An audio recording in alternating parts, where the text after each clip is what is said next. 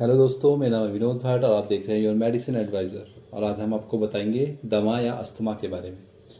तो दमा या अस्थमा क्या होता है इसके बारे में बताएंगे आपको। ब्रोंकियल अस्थमा या अस्थमा बोलते हैं इसे। फेफड़ों की एक बीमारी होती है जिसमें आपको वायुमार्ग संकीर्ण और सूज जाते हैं और अतिरिक्त बलगम से अवरुद्ध हो जाते हैं, बंद हो जाते हैं। आपकी श्वास नली जो होती है और दवाओं से इसे ठीक किया जा सकता है। सबसे पहले हम जानेंगे कि अस्थमा होता क्या है। तो अस्थमा, जिसे ब्रोंकियल अस्थमा भी कहा जाता है, एक ऐसी बीमारी है जो आपके फेफड़ों को प्रभावित करती है और यह लंबे समय तक चलती है और इसे निरंतर चिकित्सा प्रबंधन की आवश्यकता होती है। यानी आप बार बार आपको डॉक्टर को दिखाना पड़ता है इसमें। और वर्तमान में, जैसे फ्यूचर में, अमेरिका में अस्थमा से 25 मिलियन से अधिक लोग प्रभावित हैं। इसमें कुल 5 मिलियन से अधिक बच्चे शामिल हैं। यदि आप इसका उपचार नहीं कराओगे तो अस्थमा जानलेवा हो सकता है। अब हम जानेंगे कि अस्थमा का दौरा क्या होता है। तो अस्थमा के दौरा आपने सुना होगा, दौरा पड़ गया, तो देख जानेंगे कि होता क्या है। जब आप सामान्य रूप से सांस लेते हैं तो आपके वायुमार्ग के आसपास की मांसपेशियां शिथिल हो जाती है, जिससे हवा आसानी से और चुपचाप चलती है। अस्थमा के दौरे के दौरान तीन चीज़ें हो सकती है। फर्स्ट जो हो सकता है, ब्रोंकोस्पंस हो सकता है। इसमें वायुमार्ग के आसपास की मांसपेशियां जो होती है वो सिकुड़ जाती है, या कह सकते हैं वो कि कस जाती है। जब वह कस जाते हैं तो यह आपके वायुमार्ग को संकीर्ण बना देते हैं, जिसके कारण हवा स्वतंत्र रूप से प्रभावित नहीं हो पाती, यानी आपको सांस लेने में दिक्कत होती है। और सेकंड जो हो सकता है वो है सूजन। आपके वायुमार्ग की परत सूज जाती है और सूजी हुई वायुमार्ग आपके फेफड़ों में ज़्यादा हवा को अंदर या बाहर नहीं जाने देती। और आइए जानते, तीसरा जो कारण हो सकता है वो बलगम का उत्पादन हो सकता है। प्रोडक्शन हो रहा है आपका स्पूटम का। तो हमले के दौरान आपका शरीर अधिक बलगम बनाता है या गाढ़ा बलगम वायुमार्ग को अवरुद्ध कर देता है। जब ये वायुमार्ग बंद या रक्त सख्त हो जाते हैं, उस समय आपको सांस लेते समय घरघराहट की आवाज़ निकलती है। और जब आप सांस छोड़ते हैं तो आपके वायुमार्ग से ध्वनि निकलती है। आप अस्थमा का दौरा भी सुन सकते हैं, जिसे तीव्रता या भड़कना कहा जाता है। यह वह शब्द है जब आपका अस्थमा नियंत्रण नहीं होता है। आइए अब जानेंगे कि अस्थमा कितने प्रकार का होता है। फर्स्ट जो होता है, रुक रुक कर होता है। इस प्रकार का अस्थमा आता जाता रहता है, इसलिए आप अस्थमा के प्रकोप के बीच सामान्य महसूस कर सकते हैं। सेकंड जो होता है वो लगातार लगातार अस्थमा का मतलब है कि आपके पास ज़्यादातर समय लक्षण बने रहते हैं और लक्षण हल्के हल्के, मध्यम या गंभीर हो सकते हैं। अब हम जानेंगे कि अस्थमा के कई कारण होते हैं।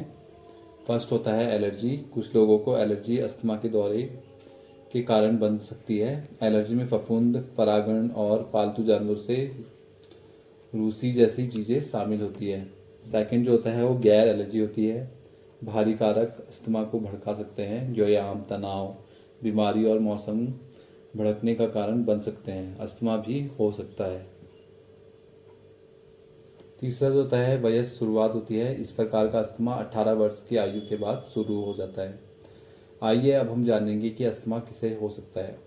किसी भी उम्र से में किसी को भी अस्थमा हो सकता है। एलर्जी से पीड़ित लोगों या तंबाकू के धुएं के संपर्क में रहने वाले लोगों में अस्थमा विकसित होने की संभावना अधिक होती है। और सेकंड हैंड धुआं, धूम्रपान करने वाले किसी अन्य व्यक्ति के संपर्क में आना। और थर्ड ग्रेड जो होता है, थर्ड ग्रेड धुआं उन स्थानों पर कपड़ों या सतहों के संपर्क में आना जहां कुछ लोगों ने धूम्रपान किया है शामिल है। आंकड़े बताते हैं कि जिन लोगों को जन्म के समय महिला निर्धारित किया जाता है, उनमें जन्म के समय पुरुष निर्धारित किए गए लोगों की तुलना में अस्थमा होने की संभावना अधिक होती है। अन्य जातियों की तुलना में अस्थमा काले लोगों को अधिक प्रभावित करता है। अब आइए हम जानेंगे लक्षण और कारण क्या होते हैं। अस्थमा का कारण क्या है। फर्स्ट है एलर्जी। सेकंड, पर्यावरण कारक हो सकते हैं। तीसरा, अनुवांशिकी हो सकता है। और फोर्थ, श्वसन संक्रमण हो सकता है। कुछ श्वसन संक्रमण जैसे कि श्वसन सिकाइटियल वायरस होता है, एक RSV बोलते हैं इसे, छोटे बच्चों के विकासशील फेफड़ों को नुकसान पहुंचा सकता है ये। अब आइए हम जानते हैं कि अस्थमा के लक्षण क्या हैं। सीने में जकड़न, दर्द या दबाव हो सकता है। खांसी, विशेषकर रात में हो सकती है। सांस लेने में कठिनाई हो सकती है और घरघराहट की आवाज़ आपको हो सकती है। अब आइए हम जानते हैं कि निदान और परीक्षण क्या है इसमें। जिसमें सबसे पहले हम मेडिकल हिस्ट्री को देखेंगे, जिसमें आपके माता पिता और कई भाई बहनों के बारे में जानकारी भी शामिल होगी और आपके लक्षणों के बारे में भी पूछेंगे। इसमें आपको होने वाली एलर्जी को देखा जाएगा और स्पिरोमेट्री यानी आपके फेफड़ों के माध्यम से वायु प्रवाह को मापता है और उपचार के साथ आपकी प्रगति का निदान और निगरानी करने में ये हेल्प करता है। और आपको छाती का एक्सरे और ब्लड टेस्ट का परीक्षण कर सकते हैं और त्वचा परीक्षण का आदेश भी दे सकते हैं डॉक्टर। और अब आप जानते हैं इसके उपचार के बारे में। तो उपचार के लिए आप ब्रोंकोडायलेटर्स वाली दवाइयाँ ले सकते हैं। जैसे ये दवाइयाँ आपके वायुमार्ग के आसपास की जो मांसपेशियाँ होती है उनको आराम देती है और शिथिल मांसपेशियाँ वायुमार्ग को वायु प्रभावित करने देती है। ये वायुमार्ग के माध्यम से बलगम को अधिक आसानी से जाने देते हैं और ये दवाएं आपके लक्षण होने पर राहत देती है। और इनका जो उपयोग है वो अंतरायिक और दीर्घकालिक अस्थमा के लिए किया जाता है। सेकंड जो है वो है सूजन रोधी दवाइयाँ होती है कुछ। ये दवाइयाँ आपके वायुमार्ग में सूजन और बलगम उत्पादन को कम करती है। वह आपके फेफड़ों में हवा के प्रवेश को निकास को आसान बना देता है। अगर बलगम ही नहीं बनेगा तो आपके फेफड़े जाम ही नहीं होंगे, तो ये उसको काम करता है रुकने का।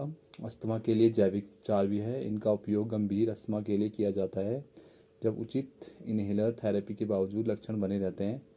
आप अस्थमा की दवाइयाँ कई अलग अलग तरीक़ों से ले सकते हैं। आप मीटर्स डोर्स इन्हेलर ले सकते हैं, नेबुलाइज़र ले सकते हैं, या किसी प्रकार के अस्थमा इन्हेलर का उपयोग भी कर सकते हैं। ये सब दवाई के अंदर ले सकते हैं आप। रोकथाम क्या है इसकी? यदि आपका स्वास्थ्य सेवा प्रदाता कहता है कि आपको अस्थमा है तो आपको यह पता लगाना होगा कि किस कारण से दौरा पड़ता है। ट्रिगर से बचने के लिए आपको किसी हमले से बचने की मदद मिल सकती है, हालांकि आप खुद को अस्थमा होने से नहीं रोक सकते। और जो भी आपको मेडिसिन बताई है आप उसका उपयोग करके अस्थमा से बच सकते हैं। और टाइम टाइम पे आपको डॉक्टर को निगरानी में भी रहना चाहिए, जिससे आप अस्थमा से बच सकते हैं। और आपको ये वीडियो अच्छी लगी हो तो लाइक और सब्सक्राइब कीजिए।